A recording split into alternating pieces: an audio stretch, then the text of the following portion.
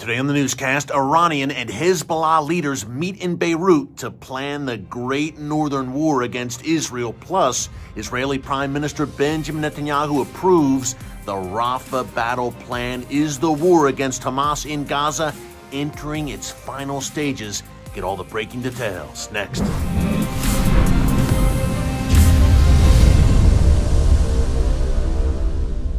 Hey folks, Eric Stakelbeck here. Welcome to the Watchman Newscast. Before we get into this Iran-Hezbollah meeting in Beirut, perhaps a fateful meeting between terror masters when it comes to that coming Great Northern War against Israel, I want to give our viewers in South Africa a major shout out. If you watched yesterday's Watchman Newscast live stream, we broke down how the South African government, not the people of South Africa, but the government is really viciously anti-Israel, accusing Israel of genocide. And now, and this was the topic of yesterday's live stream, if you missed it, check it out here in our archives, right there under newscasts. Now, South Africa's foreign minister is threatening to arrest any soldiers for the IDF who set foot in South Africa. Now, that could be tourists or people visiting South Africa, number one. Number two, it could be citizens of South Africa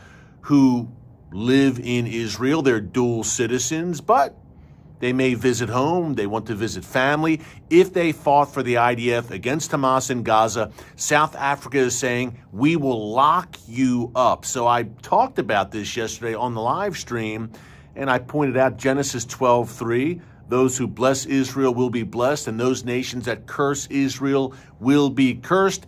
History bears that out. And I said, look, the government of South Africa is playing with fire. Well, I want to give all of our South African viewers, and there are many of you, a major shout out. I got a lot of feedback in the comments section under yesterday's video with folks from South Africa saying, hey, we do not support our government on this.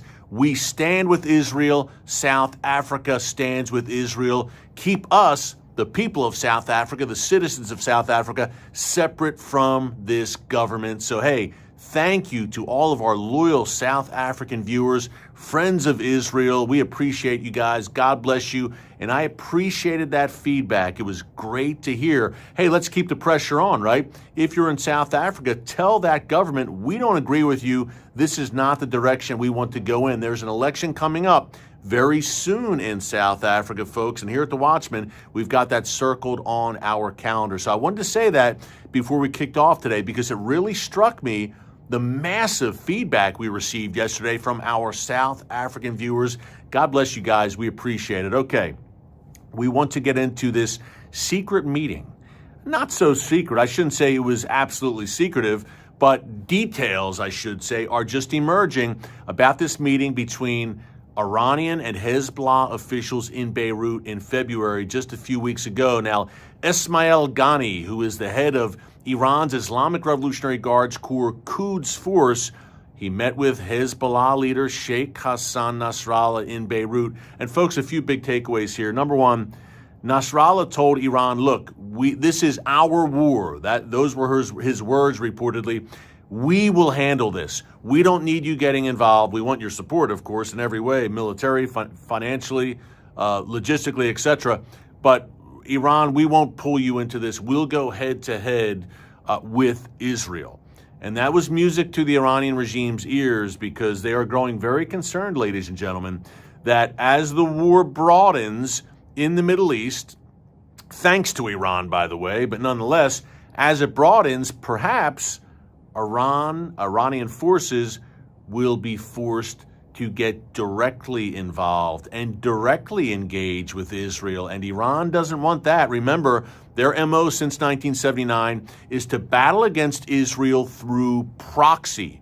That means Hamas and Palestinian Islamic Jihad in Gaza. That means the Houthis in Yemen, the Shia militias in Iraq and Syria, and yes, the most lethal proxy, Hezbollah in southern Lebanon. So Iran is worried, look, if and when this erupts into a full-scale Great Northern War with prophetic implications, by the way, we've discussed this a bunch in recent months here on The Watchman.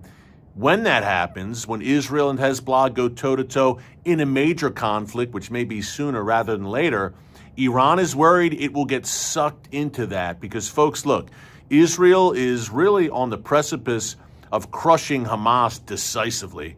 And we'll talk about that more in a minute, the upcoming Rafah operation. But what if Israel is on the verge of crushing Hezbollah as well? So Iran's already essentially losing Hamas and Islamic Jihad out of its ring of fire. That ring will be closed very soon in Gaza, that ring of fire that surrounds Israel. So you can cross Hamas and Islamic Jihad out. Iran cannot afford to lose Hezbollah, which is the crown jewel of Iran's proxies and of that ring of fire that targets Israel. So if Hezbollah is in its death throes and Israel is prepared to deliver a knockout blow there in southern Lebanon, then the Iranian regime may very well be forced to get involved to fend off Israel and to bail out its most lethal proxy. But folks, Iran does not want to do that.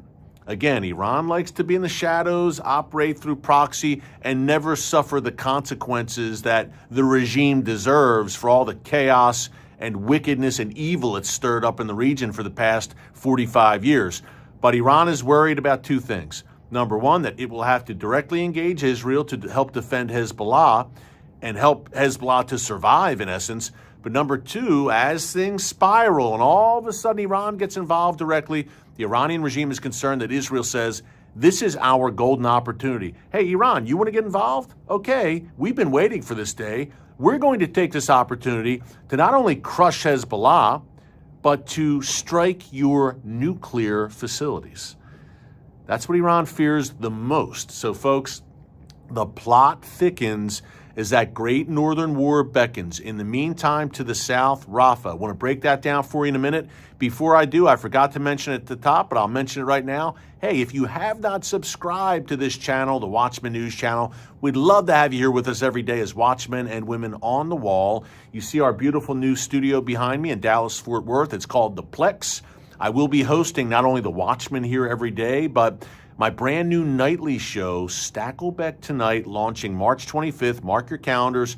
Quick reminder, 7:30 p.m. and 10:30 p.m. Eastern Time every night, every weeknight, Monday through Friday on TBN. Again, March 25th, we launch with some very special guests during launch week. You will not want to miss that. We'll have Stacklebeck Tonight content here on the channel as well, so be sure to subscribe.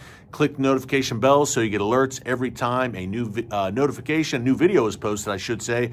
And remember our podcast, the Stackscast. You can also subscribe there, Spotify, Apple Music. We've got the Watchmen here on YouTube. We've got Stacklebeck Tonight on TBN and the podcast as well. A lot going on. God is really moving and just expanding our territory, not for our glory, but for His, because these are times when good is called evil, evil is called good. Bible times, prophetic times, and we want to be your front line voice for truth in these times. Speaking of which, Gaza, as we wrap up here, Benjamin Netanyahu has reportedly approved a Gaza war plan, a Rafah war plan, I should say. That's the last vestige of Hamas resistance. Rafah lying along that Egypt border. Now the world is howling, wailing, and gnashing its teeth, telling Israel not to go into Rafah. There are some 1.2 to 1.4 displaced Gazans living there right now. Israel says, look, we have a plan. We're going to create humanitarian islands, in essence, where we evacuate those civilians so we can go into Rafah and target Hamas and eliminate Hamas. The battle plan is reportedly approved, and Bibi says, look, we're doing it. Just like in Lebanon, it's not if, but when. We must do it to achieve our goal of destroying Hamas. Rafah is their last stronghold. We got to do it. In the meantime, the United States, the Biden administration, opposing all of this. Anthony Blinken saying today, the Secretary of State, that Israel's first and primary concern must be civilians. And no one wants to see civilian casualties. It's a part of war, and Hamas caused this by, number one, invading Israel, and number two, using civilians as human shields. But I digress. I think Israel's first aim and first objective should be to destroy Hamas and win the war. Secondly, Blinken said, look, we haven't seen the Rafah war plan yet, and we haven't approved it. Excuse me, I'm sorry.